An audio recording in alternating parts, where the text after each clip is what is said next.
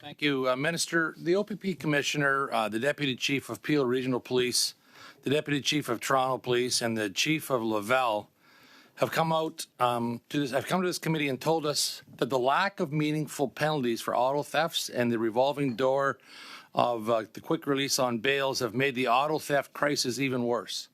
So specifically, Deputy Chief Johnson of Toronto noted that almost 50% of all offenders that they apprehend for auto thefts are repeat offenders. Minister, will you acknowledge that your government's bail policies are directly contributing to the auto theft crisis in this country and implement stiffer penalties on repeat violent offenders? Mr. Chair, through you to Mr. Motz, thank you for that question. It's an important question. We certainly share, I think, the concern of all people at this committee and Canadians around the alarming increase in auto theft and the increasingly violent circumstances surrounding this crime. I have spoken to many of the senior police officials that my colleague outlined.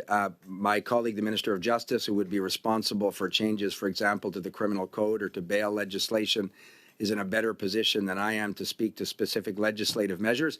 But I think the Prime Minister, the Minister of Justice have all acknowledged that the public is understandably concerned about some of these repeat offenders who are in the context of a violent crime, an increasingly violent crime. We acknowledge that, would be released after multiple convictions in this space. So we're obviously interested in looking at all appropriate measures and working with women and men that you identified who are on the front line of this important work.